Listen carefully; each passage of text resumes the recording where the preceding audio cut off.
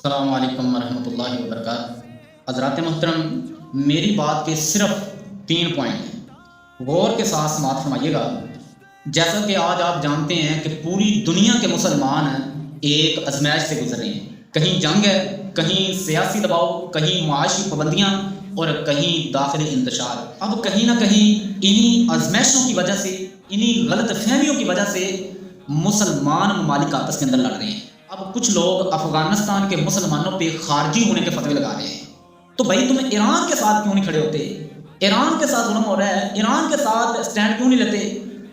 جی وہ تو اہل تشیع ہیں، وہ تو کافر ہیں، وہ تو مرتد ہیں، وہ ان کو تو دین اسلام کا پتہ ہی نہیں ہے۔ بیٹا آپ کی اسی نفرتوں کی وجہ سے، آپ کے اسی حسد اور بغض کی وجہ سے، آپ کے اسی تفرقہ بازی کی وجہ سے آج آپ کا دشمن طاقتور ہو گیا ہے، وہ ایک ایک کو ٹارگٹ بنا کے مار رہا ہے، ظلم کر رہا ہے۔ کاش کہ کبھی آپ ظالم کے مقابلے کے اندر متحد ہو جائیں۔ عقیدہ ایک الگ چیز ہے، ظالم کے خلاف متحد ہونا وہ ایک الگ چیز ہے۔ آپ اپنے دشمن کو تو یہ پتہ نہ لگنے دیں کہ ان کی آپس کے اندر ہی نہیں بنتی۔ جب آپ کے دشمن کو یہ پتہ چل جائے گا نا آپ کی آپس کے اندر ہی نہیں بنتی، آپ آپس کے اندر ایک دوسرے کے خلاف زہر اگلنے ہیں، تو وہ آپ کے دشمن کے لیے آسان ہو جائے گا آپ کو ٹارگٹ بنانا۔ اللہ نہ کرے کہ اگر وہ ایران پہ قابض ہو جاتے ہیں، وہ ڈونلڈ ٹرمپ، نتن یاہو، تو اس کے بعد پھر ٹارگٹ کون ہوگا؟ اس کے بعد وہ آپ کو ٹارگٹ بنائیں گے، پاکستان کو ٹارگٹ بنائیں گے۔ خیر محترم بھائیو، اب سوال پیدا یہ ہوتا ہے کیا ہم ایسے ہی آپس کی لڑائیوں کے اندر، آپس کی نفرتوں کے اندر، آپس کی فرقہ واریت کے اندر الجھ کر کمزور ہوتے رہیں گے، یا پھر دشمن کی چال کو سمجھیں گے، اللہ رب العالمین کے فرمان پہ عمل کریں گے؟ اللہ رب العالمین فرماتے ہیں وَاعْتَصِمُوا بِحَبْلِ اللَّهِ جَمِيعًا وَلَا تَفَرَّقُوا، اور سب کے سب اللہ کی رسی کو مضبوطی سے تھام لو، ولا تفرقوا، اور جدا جدا نہ ہو جاؤ، تفرقہ بازی نہ پھیلاؤ۔ اب یہ آیت ہمیں یہ نہیں سکھاتی کہ ہم کسی کے عقیدے کی غلطی کو صحیح کہہ دیں، غلط ہی رہے گا، لیکن یہ آیت ہمیں یہ ضرور سکھاتی ہے کہ دشمن کے مقابلہ کے اندر متحد ہو جائیں، دشمن کے مقابلے کے اندر ایک ہو جائیں، ظالم کے خلاف کھڑے ہو جائیں، مظلوم کا ساتھ دیں، ٹھیک ہے؟ جس پہ ظلم ہو رہا ہے اس کا ساتھ دیں۔ آپ کا دشمن تو چاہتا ہی یہی ہے، اس کا اصل مقصد ہے آپ کو آپس کے اندر لڑانا۔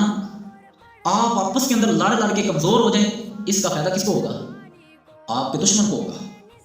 اور یہ بات بالکل واضح ہے کہ عقیدہ توحید میں بدعات، شرک، گمراہی کو ہم صحیح نہیں کہہ سکتے، غلط ہی رہے گا۔ لیکن اگر کسی مسلمان ملک پر ظلم ہوتا ہے، عام شہری مارے جاتے ہیں، معصوم بچے شہید ہوتے ہیں، تو کیا اس ظلم کی مذمت کرنا اور مظلوم مسلمانوں کے لیے دعا کرنا، مظلوم مسلمانوں کے ساتھ سٹینڈ لینا اسلام کا تقاضا نہیں ہے؟ اور اللہ کے رسول صلی اللہ علیہ وسلم نے واضح طور پہ فرمایا المسلم اخو المسلم لا یظلمہ ولا یسلمہ، مسلمان کا بھائی ہے، وہ نہ تو اس پہ ظلم کرتا ہے اور نہ اسے بے یار و مددگار چھوڑتا ہے، دشمن کے حوالے کر کے تنہا چھوڑتا ہے، بلکہ اس کے ساتھ سٹینڈ لیتا ہے۔ ایک مسلمان کو تکلیف پہنچتی ہے تو دوسرا محسوس کرتا ہے۔ تو محترم بھائیو، فرقہ واریت صرف آپ کے دشمن کو مضبوط کرتی ہے، فرقہ واریت کا صرف اور صرف آپ کے دشمن کو فائدہ ہوتا ہے، مسلمان کو اس کا کوئی فائدہ نہیں ہوتا۔ جب آپ ایک ہو گئے، متحد ہو گئے، تمام مسلمان ممالک ایک ہو گئے، تو کفار کی جرت نہیں ہوگی کہ وہ آپ کی طرف آنکھ اٹھا کے بھی دیکھے۔ لیکن افسوس تو یہ ہے کہ آج ہم آپس کی لڑائیوں کے اندر الجھ چکے ہیں کہ ہم دشمن کی چال کو ہی نہیں سمجھ رہے۔ اور میری یہ حکومت سے بھی چھوٹی سی گزارش ہے کہ جو ایک لیڈر ہوتا ہے، جو حکمران ہوتا ہے، وہ عام عوام کی نظروں کے اندر ہوتا ہے، وہ لوگوں کی نظروں کے اندر ہوتا ہے، وہ جو کام کرتا ہے لوگ اسے دیکھتے ہیں۔ اب فلسطین کے اندر کتنا عرصہ ظلم ہوتا رہا ہے، اور وہ کون کراتا رہا ہے؟ معصوم بچوں کو مولی گاجر کی طرح کاٹا جاتا رہا ہے، لوگوں پہ ظلم کے پہاڑ ڈائے جاتے رہے ہیں، اور یہ ہر بندے کو پتہ ہے کہ فلسطین پہ ظلم کون کراتا رہا ہے، اس کا ماسٹر مائنڈ کون ہے، اس کو پیچھے سے کنٹرول کون کرتا رہا ہے۔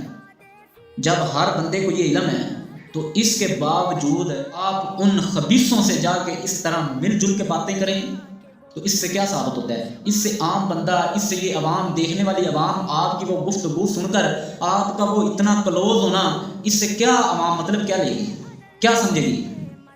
کیا یہ کسی معاہدے پہ بات کر رہے ہیں؟